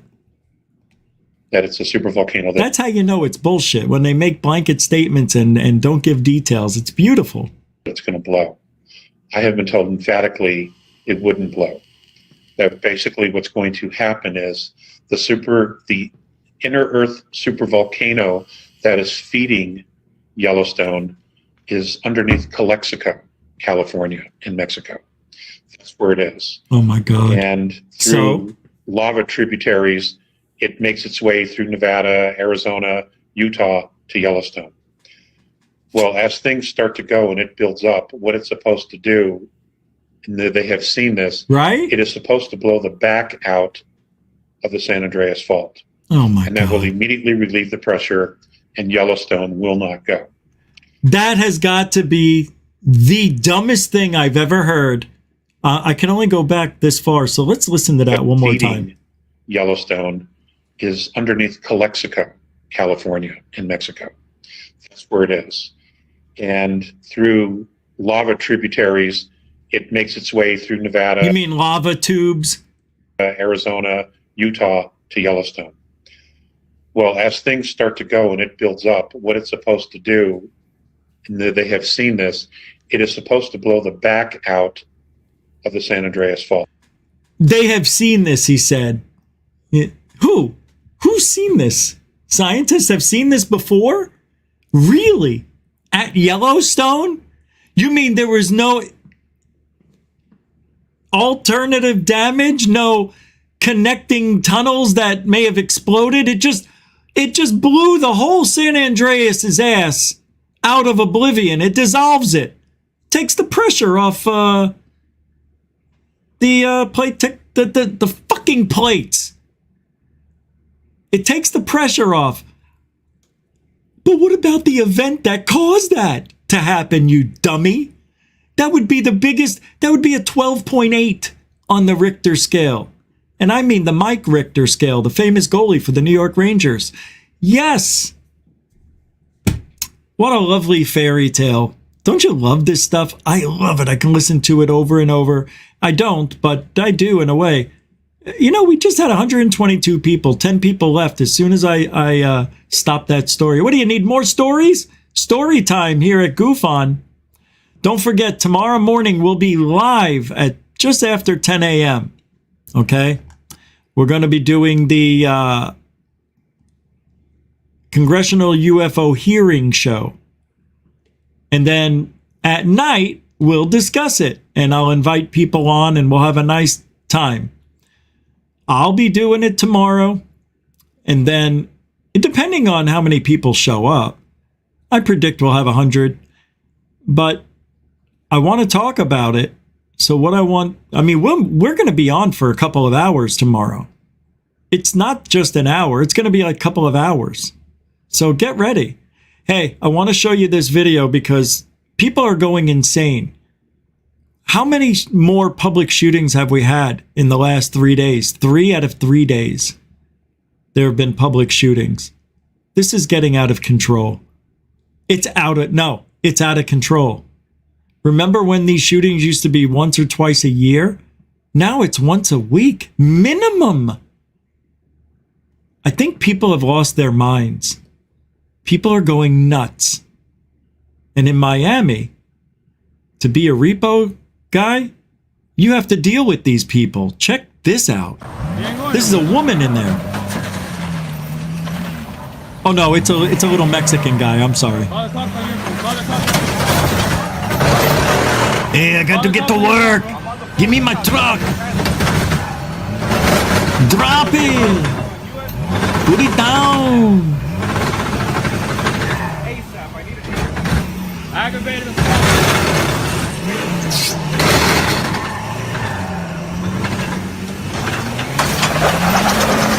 Oh shit! Oh shit! Bájate, bro! Bájate, bro! Bájate, loco!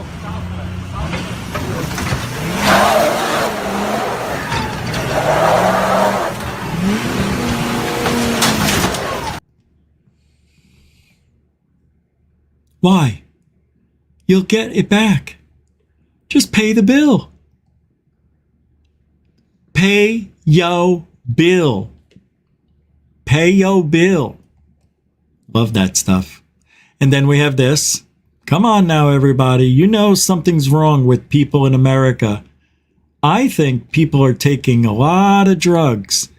And now we're starting to see the side effect of people abusing them or being misdiagnosed or, wow, I mean, you just name it. Here's at an airport. Behind bars for causing chaos at Atlanta's airport. She's caught on camera spraying airport staff and passengers with a fire extinguisher. That's John Hook from News 10, Phoenix, Arizona. They tried to handcuff her. She's now facing assault and battery charges. 3 flight attendants ended up in the hospital with breathing issues. No word what led up to this incident. That stuff, if sprayed directly in your mouth, can freeze your lungs, man. You could kill somebody for real. It's no joke, that spray, fire extinguisher. But what is going on with people? Right?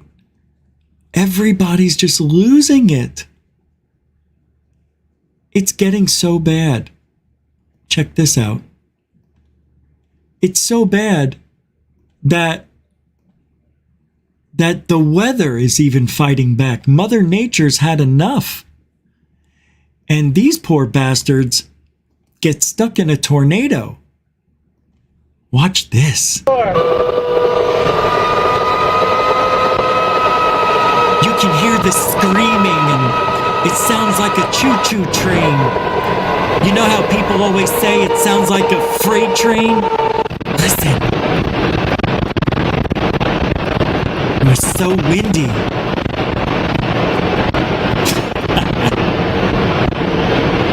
Ears are popping. I am your tornado.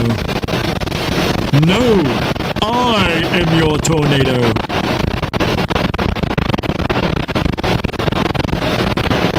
Wow.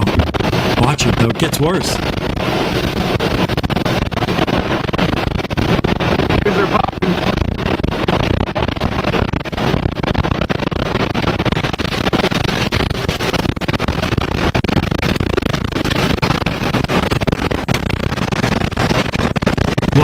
turn to night.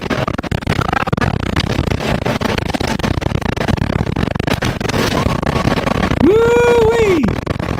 By the way, there's no categories for tornadoes. Is there? No, they do, but it's not called a Category 5. Look at this. It's right in front of him. Look at it spinning.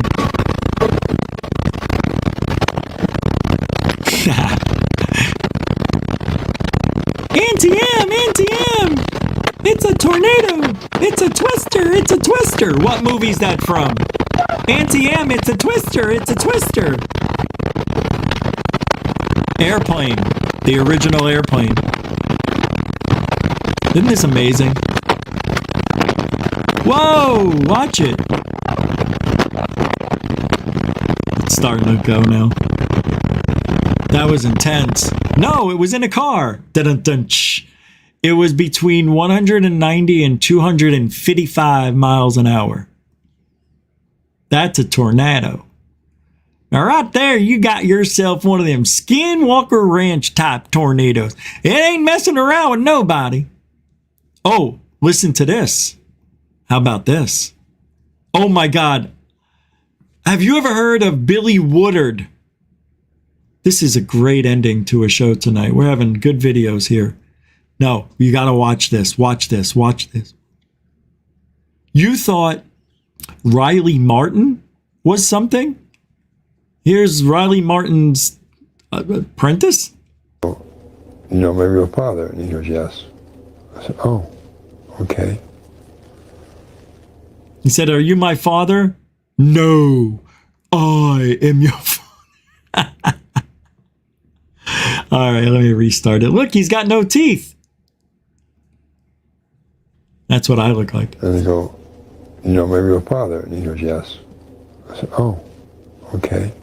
Great answer. Wow, what a powerful moment that must have been. No, I'm your father. Oh, okay. Why am I here? You're grounded. They said, you're going to get a tour of the city. I said, okay. So I went to their hydroponic gardens and their... of course you did. How they grew their food and stuff like this. And went through Of course they go. There you go with the future of the earth. That's what the future's supposed to be like here. We're going to grow all the food in little glass houses like we do now in some places of the planet. Come on, dude. You got to be a little more original than this. Oh, just because you go on their planet, they're doing it the way you think we should do it? How do you even know they have plants and trees and vegetables and things of that nature? Just because they're a nutrient-based being doesn't mean they need nutrients from trees and things like that. Maybe they get it from iron or methane. The city itself. So the city, just to be clear, where is it located? It's located 1 mile beneath the surface of Mount Shasta. It's underneath this dormant volcano. Oh. Yeah. Is it hot under there? No. Very pleasant, actually. See, the city is built in a domed covering. The covering is like a clear crystal. Okay. And I said, well, if this thing ever erupted, would it hurt the city? And then he said, no. The volcano can erupt, but it won't affect the...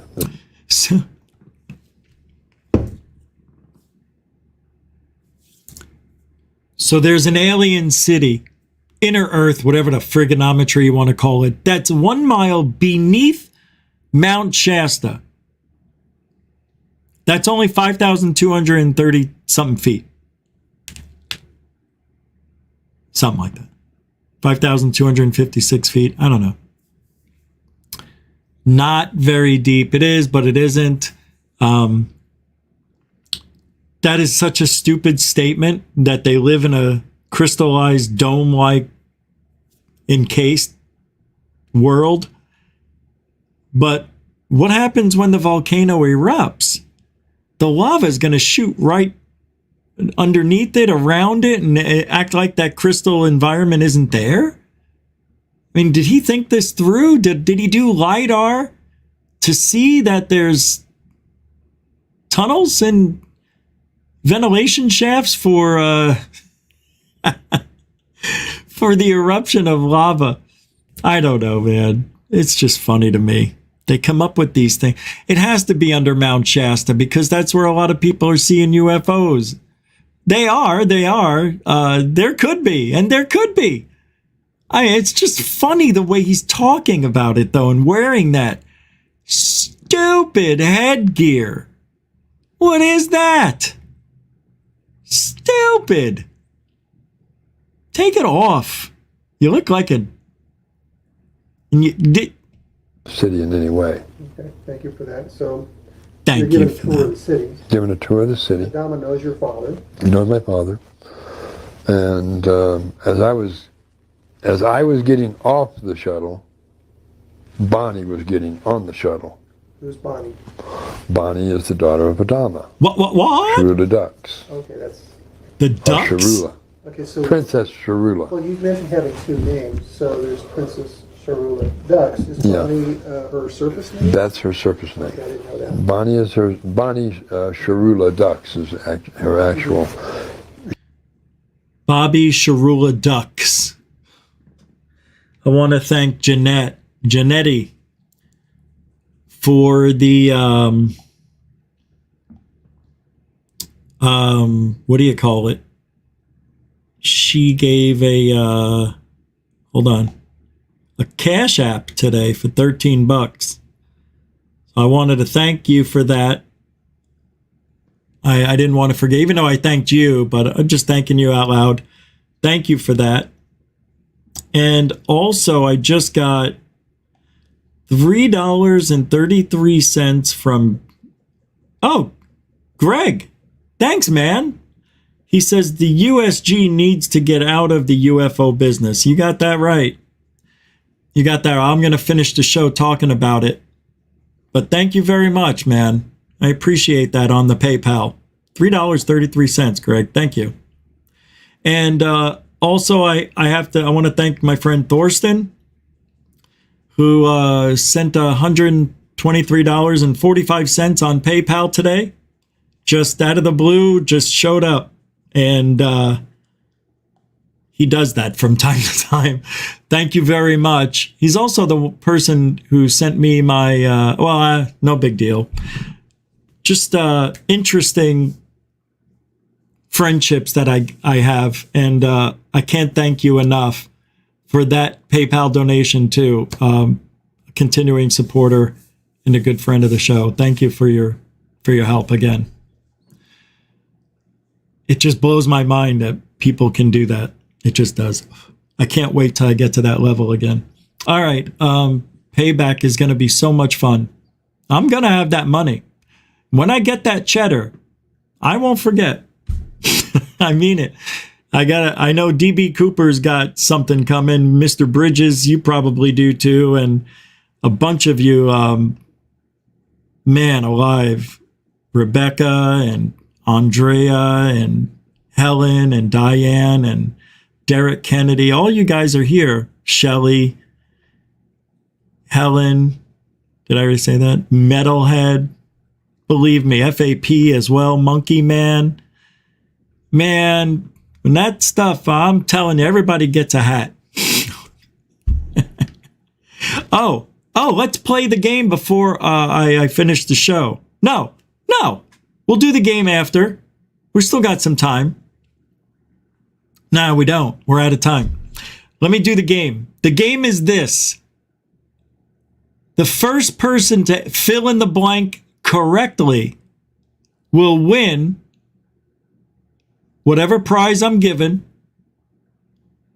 Well, one of the, there might be 2 t-shirts in there and a DVD right now.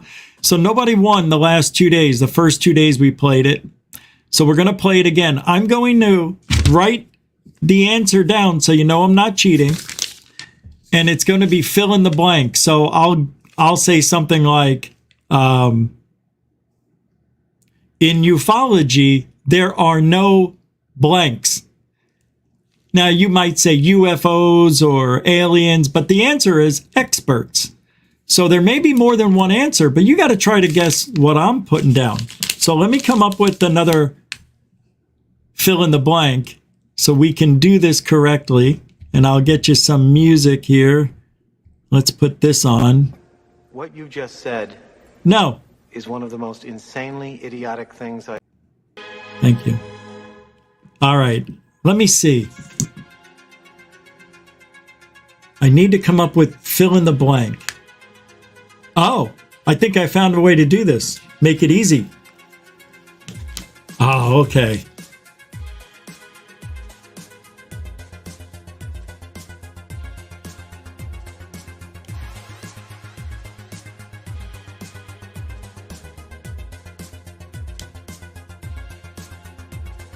Okay, somebody's gonna win.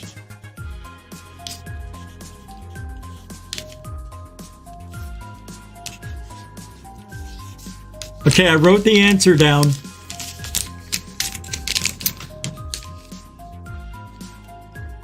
You ready? It's not gonna be that easy, but it should be. The first person to answer, no, hold on. The first answer has to be correct. And if it's wrong, we play another day. We go 5 days and then we start over. Every day I'm adding something to the little gift. Okay, I don't like what I'm doing because I think it's too easy, but you're going to have to win. So, you ready? Now, the first person, if they're wrong, the game's over. Nobody wins, we play tomorrow. If that first person gets it right, they win. So be quick, but be right. Ready? The blank observables. The blank observables.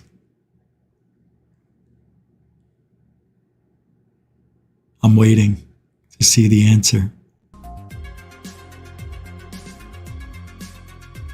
Greg won. Unbelievable. Yay. And just to show you, 5. Greg wins. Hey, a couple of people got it right. Couple still got it wrong. Mr. Huthmacher, how you doing, by the way? You could have ruined it and got everybody, and we would have lost if yours came in 10 seconds or sooner. See, that's why I like this game. There's more than one answer. Good job, man. Rigged. Barely. Unknown. New. Give it to a member? Well, then I tell you what. We'll just play again tomorrow. All right. Greg's forfeiting. That's my rules. If you don't accept it, we just move on. You can't donate. Can't donate. So we'll just do it tomorrow. We'll play again tomorrow. No, I tell you what.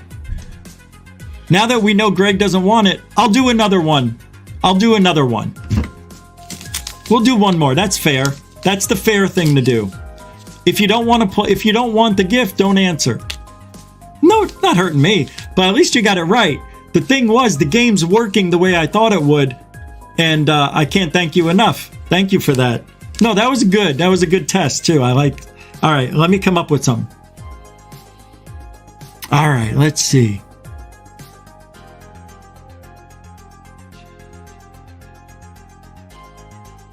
Oh, my God. I think I've got one. I've got to figure out how to word it right, though.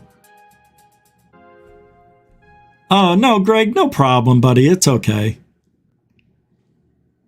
Don't worry about it. Thank you, though. You're cool, man. All right, let's see.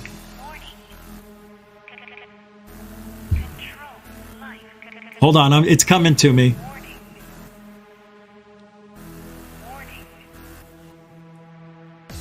And it's going to be, it's only ufology I'm doing.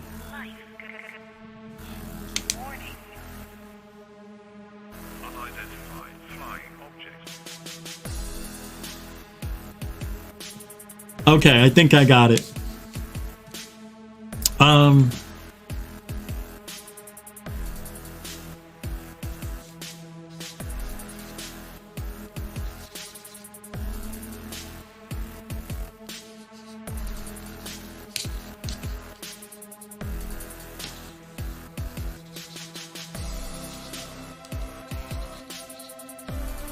Okay.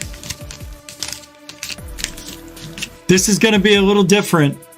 I think it's easy because I know the answer. But, okay, here we go. We're going to do it again. And then we're going to go. This is a hard one, but once you know it, it's easy. You'll be like, how did I not get that? Okay, let me see. I think I forgot. Okay. Blank your mind. Blank your mind. The first correct answer wins. The first wrong answer, we play again tomorrow.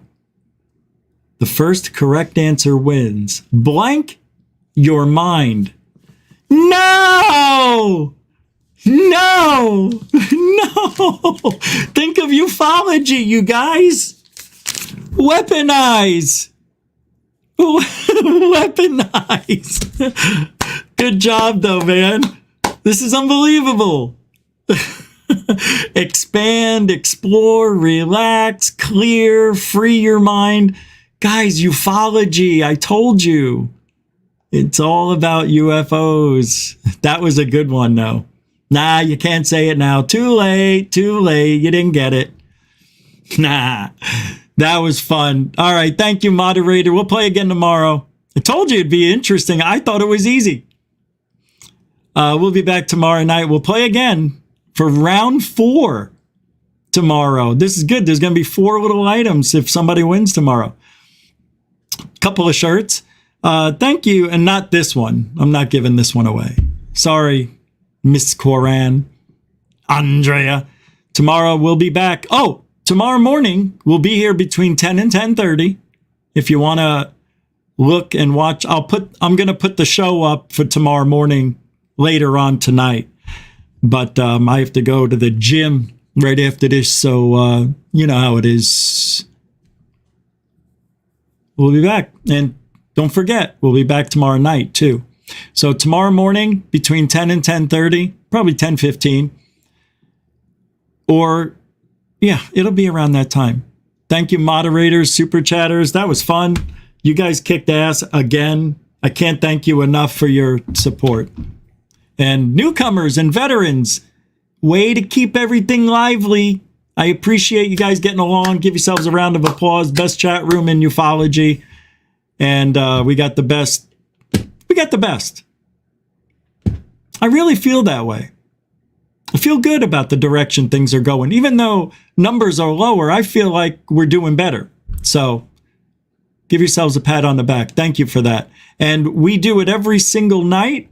We try to be right and figure things out. We do truthology for...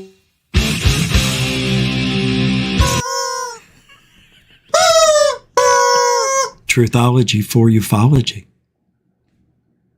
All right, we'll see you tomorrow. Have a great rest of your Tuesday evening and or afternoon or morning, wherever you live. Alien bless.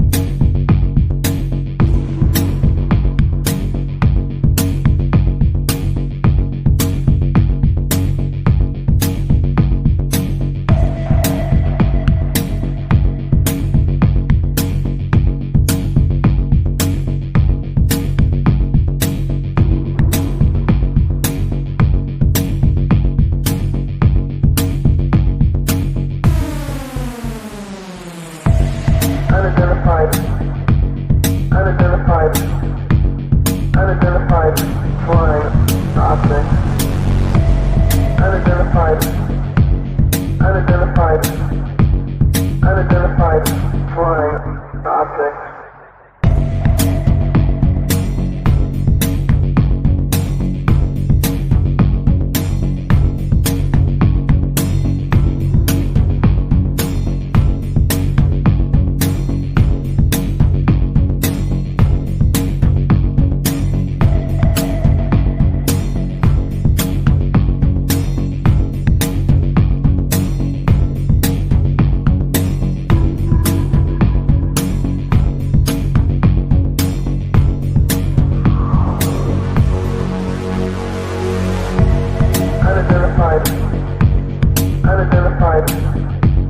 Unidentified flying object. Unidentified